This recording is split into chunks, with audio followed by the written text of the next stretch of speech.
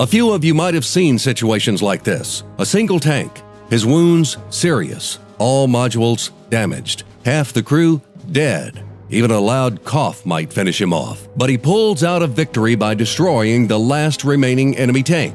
A famous World of Tanks guru once said, "The only reason not to destroy an enemy tank is if there is an ally that will definitely destroy him, and you have a shell to use on a more powerful enemy. In all other cases, destroy an enemy as soon as possible to reduce the amount of enemy cannons.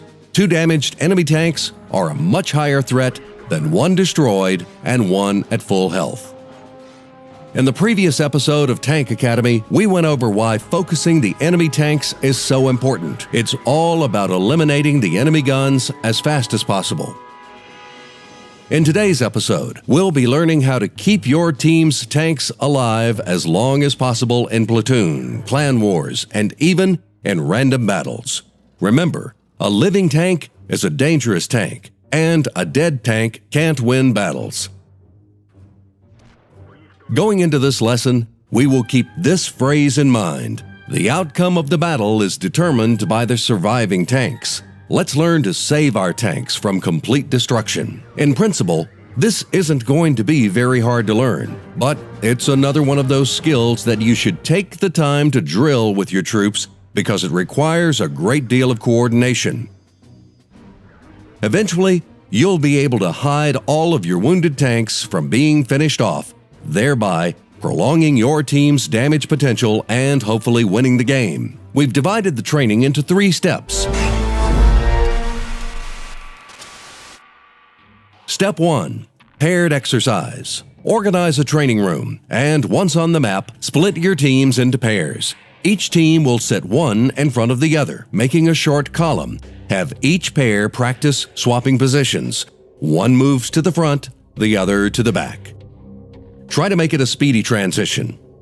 Rule 1. The time to swap positions needs to be less than the reload time of the fastest firing Tier 10 tank. T110, we are not talking the French tanks, which is about 7.5 seconds. Let the tank in front decide which way he's going to back up, and the rear tank should respond accordingly. It's easier for the tank in back to react. The idea is to be able to swap positions with a teammate faster than an enemy tank can reload. Your ally takes a shot and then gets hit and now needs protection, so they back up and you move forward to defend them.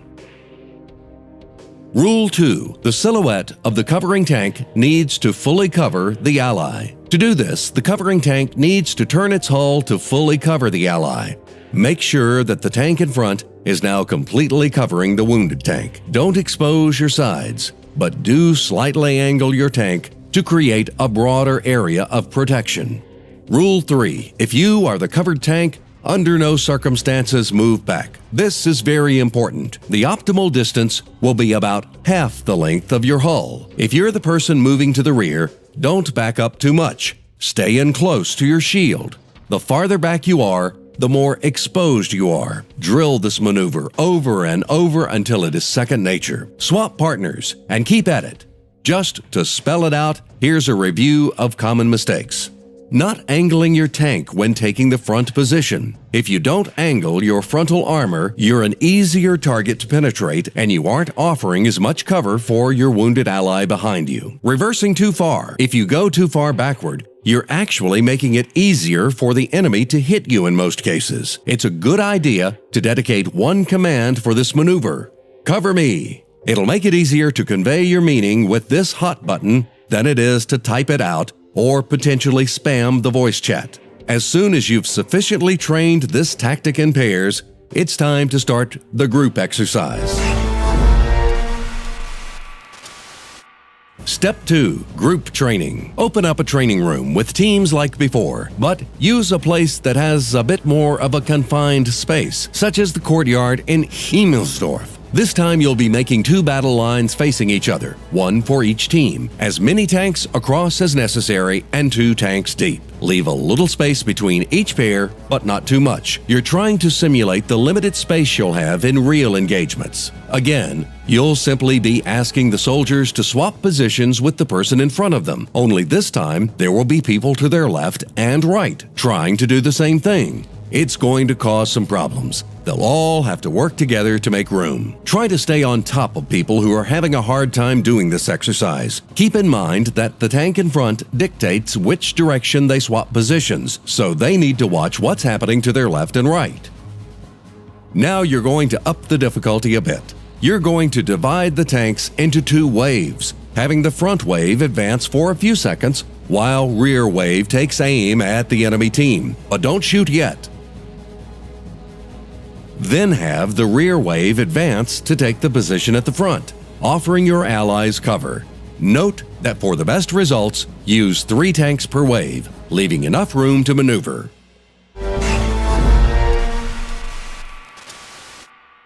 Step 3. Group training with live fire. Once you're comfortable with these maneuvers, then it's time to start advancing and shooting, effectively combining all the skills we've covered in the Tank Academy so far. Focus fire, cover your wounded tanks, and repeat until one side or the other is victorious. You'll only have room to advance 1 time, and then you'll just be swapping positions. It's going to be a mess the first few times. The players will understand the basics, but probably won't be able to pull any of this off very smoothly. That's okay. Keep drilling. Once you are confident that they are ready for a real test, then make a new game, either on Himmelsdorf or Lakeville. Make one team a bit stronger than the other. The weaker team is going to be assaulting the stronger team. This should help emphasize the effectiveness of focusing your fire. Set the teams up in a city with the weaker team only using each other as cover. They should be using all their skills, focusing fire, and blocking wounded allies when the stronger team should just be stationary and not performing any of the tactics we've covered so far. As you can see, the weaker team was able to beat the stronger team simply because of their coordination. It's not easy to do, but it is possible, and can turn the tide of a seemingly impossible situation. The whole point of the exercise is to share damage among all the teammates. Do not let the enemy focus fire on your tanks to 0 HP. Again, put your soldiers out into platoons and have them drill these tactics. They should be able to recoup their repair cost without too much difficulty while gaining some practice time. Our lesson here is over, but your work has just begun. It's going to take many practice sessions to be sure that your entire team is ready for combat. When you enter battle, either in a tank company battle or on the Clan Wars map, keep these lessons in mind. Try to repeat the material even if your teammates are having trouble with it. The only way to improve the coordination of these tactics is to keep practicing them. Our next lesson is going to cover group formations and moving as a group in different situations. Until then, good luck on the battlefield.